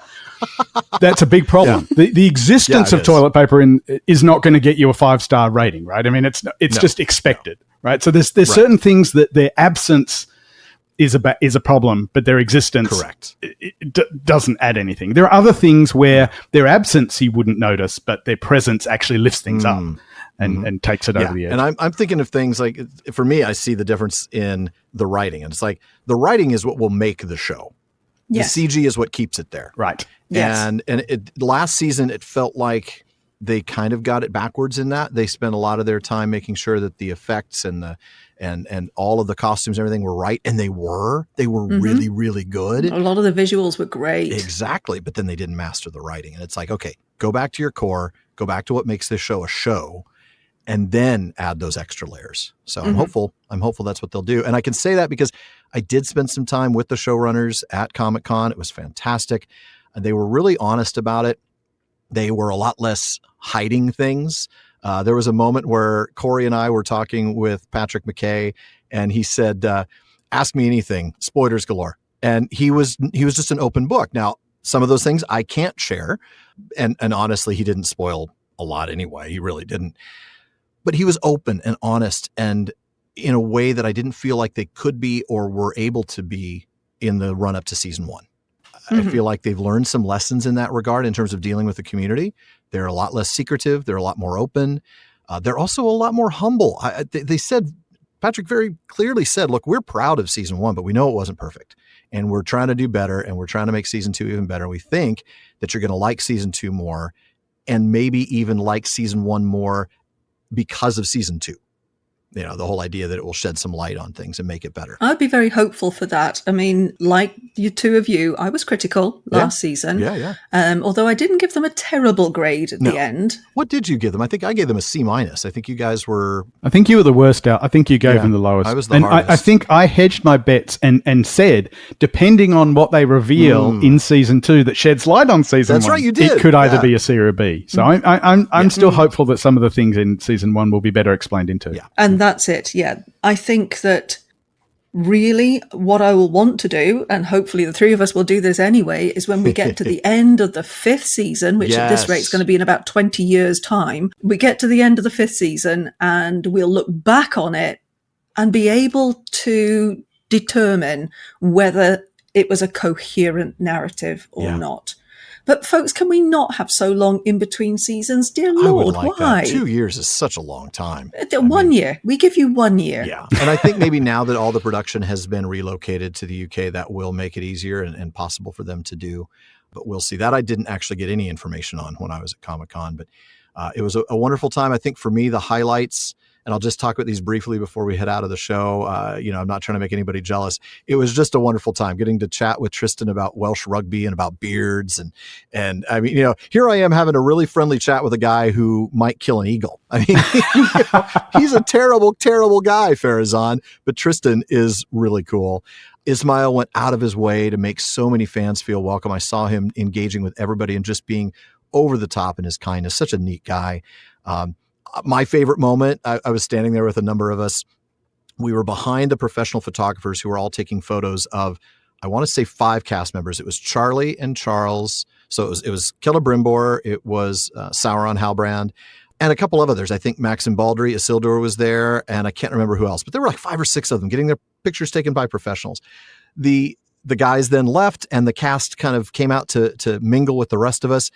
And Morvid made a beeline for me, gave me a hug, and said, "It is so great to see you again, Alan." And I'm like, "Oh my gosh, my day is made." I tried to like not fanboy too much, but it was so. But just a little bit. It was so neat to visit with her for a little while. I got to talk a little bit more with Charles, and I'll tell you, the big surprise for me was talking with the stranger, talking with Daniel. He was just unbelievably conversational. He would just sit there and talk with you about his character and about the story for 10 or 15 minutes. He would just talk. You could just let him go. And he was so interested in just connecting with the fans, those of us who are, the content creators and the people in the Tolkien fandom. And it was just really a neat opportunity to meet with them. Of course, the highlights were the showrunners, getting the information from Patrick especially. I did talk with JD as well, but Patrick was the one that I ended up connecting with more often. And I'm hopeful. He said he'd be willing to come on, but I know how difficult it is with their schedules. But he did say he'd be willing to join the 3 of us here on Rings of Power Wrap-Up. So, folks, hopefully we'll be chatting with him later this year. That would be delightful. For now, though, folks, that concludes another episode of the Rings of Power Wrap-Up. Please be sure to join us again next time. I can say I'm pretty sure we're not going to have another episode before the show starts on August 29th, but I do hope you'll join us shortly after that for our take on the first 3 episodes, because that's how many they're dropping on August 29th. We're not going to get that out within 24 hours, folks. My co-hosts here, my amazing co-hosts, James and Sara, are going to be in Oxford, where, Sara, I believe you're a keynote speaker at Oxford, correct? I am indeed, yes. And James, you're going to be there in person as a guest. So we've got Sara delivering a keynote, James going to be physically present there. And I can tell you from personal experience, the internet there is measured in bits per month. Oh, it's terrible. We will not be trying to record an episode, but hopefully they will get a chance to watch those 3 episodes sometime in the next few days. And we will record an episode, I would imagine, the Tuesday or Wednesday of the week after. So we will get that out to you before the 4th episode drops if we are lucky. Yep. I'm looking forward to Oxenmoot, but as you say, attempting anything via internet from St. Anne's College, Oxford is just, that's a no. It is pointless, yes. So thanks to the team that helps us get this show out there every week, our editor, Jordan Reynolds, Barliman, Becca Davis, social media manager, Casey Hilsey, and website guru, Phil Dean. Speaking of the website, please check it out at ringswrapup.com. We've got show notes, our online storefront, and one of these days, maybe even a few outtakes. Oh, like we've ever slipped up or digressed, James. That's just all me. I like the way you say my name there. Slightly pointed, but okay. The digressions, the slip-ups, yeah, well, probably both. Okay, yeah. So you'll also want to take a look at our library page. This show may be about the Amazon adaptation, but the 3 of us are first and foremost fans of the books. So we provided links for you to get all the lore. We do get a few pennies from the purchases you make there, so thank you very much. Indeed. And one last thing as always, don't forget to send your thoughts, comments, and most of all, your predictions for Season 2. Who's Theo's father? To Barliman at theprancingponypodcast.com. And if you want a chance to have your actual voice heard, you can send us audio of you asking your question by visiting podinbox.com/prancingponypod, where you can record your question for us. But be sure to send the question to Barliman too. Now, we've been able to rely on Barliman lately, but we do get a lot of mail, so we'll get to you when we can. Your question or comment may be featured on a future episode. As always, this has been far too short a time to spend among such excellent and admirable listeners and co-hosts for that matter. But until next time. Farewell, friends.